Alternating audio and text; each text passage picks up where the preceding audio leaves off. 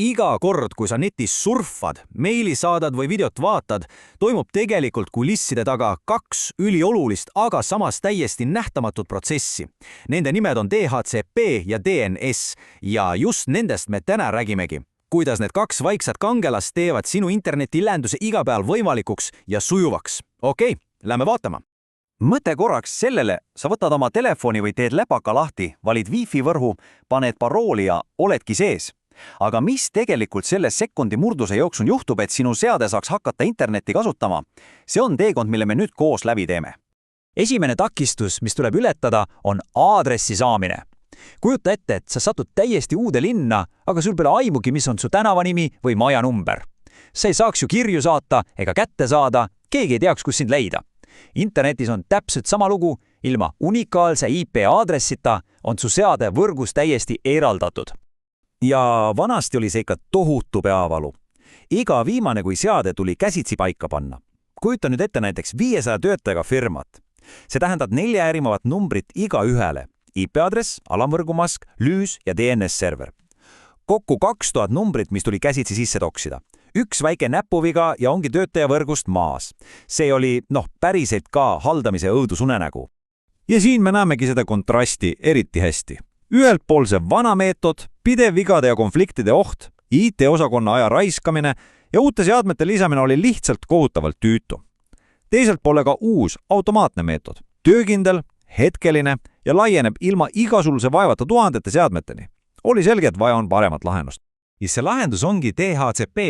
See on protokoll, mis ongi loodud spetsiaalselt selleks, et võtta kogu see käsitsi seadistamise koorem enda kanda. Lihtsalt öeldes on see süsteem, kus seade küsib viisakalt võrgult aadressi ja saabki selle automaatselt kätte, kasutaja ei pea mitte midagi tegema. See analoogia on tegelikult lausa geniaalne. Sa ei lähe ju hotelli ja ei hakka ise endale suvalist tuba otsima, lootes, et see on vaba. Ei, sa lähed vastuvõttu, kus administraator annab sulle võtme, toa numbri ja kogu info. DHCP server ongi täpselt see digitaalne administraator. Ta haldab vabu IP-aadresse ja jagab neid seadmetele, mis võrku ilmuvad. Okei, aga kuidas see aadressi andmine siis täpselt käib? See pole lihtsalt mingi ükssuunaline käsklus. See on tegelikult üks kiire ja väga efektiivne 4-sammuline vestlus või käepigistus sinu seadme ja DHCP serveri vahel ja seda tuntakse Tora protsessina. See vestlus on imelihtne. Kõigepealt sinu seade lihtsalt hüab võrku. Tere, kas keegi siin aadresse jagab? See on Discover. DHCP server kuuleb seda ja vastab, jah, mina. Mul on sulle pakkuda see aadress ja need seaded. See on offer. Sinu seade ütleb seepeale, suurepärane, ma võtan selle. See on request. Ja lõpuks server kinnitab. Selge, aadress on sinu oma, head kasutamist. See on acknowledge. Kogu see asi võtab vähem kui sekundi. Aga kuigi see on nii kiire, peitub siin ka oht.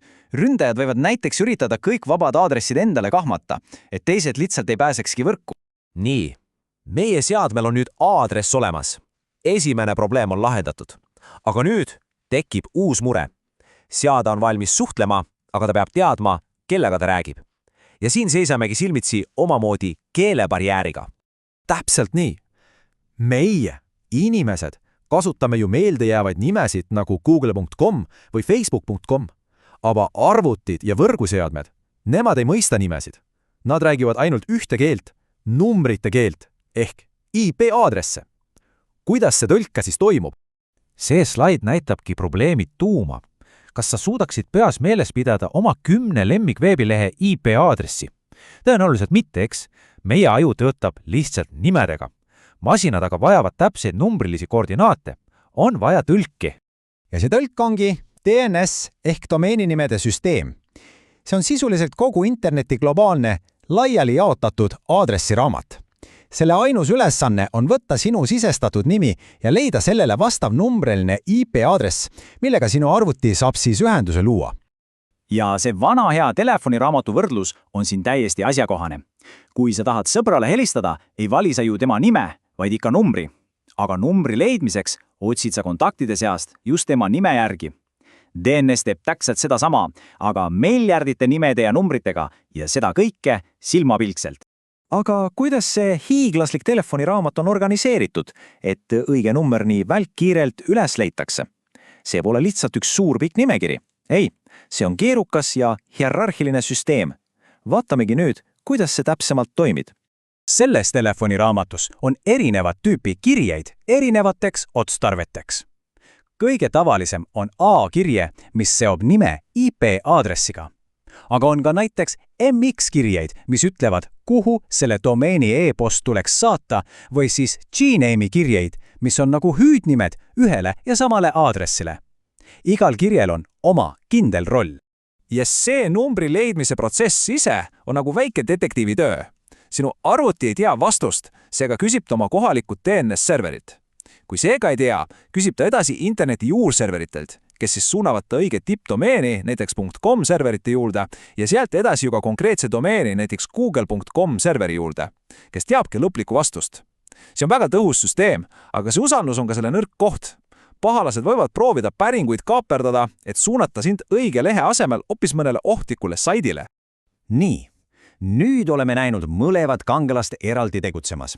DHCP annab meile aadressi ja DNS aitab leida teisi aadresse. Aga nende tõeline jõud, see peitub nende koostöös. Nad moodustavad täiusliku partnerluse. Ja siin ongi see kõige olulisem osa. Kuidas sinu arvuti üldse teab, kellelt neid nimesid küsida? Kust ta teab DNS-serveri aadressi? Vastus on tegelikult lihtne. Ta saab selle DHCP-lt.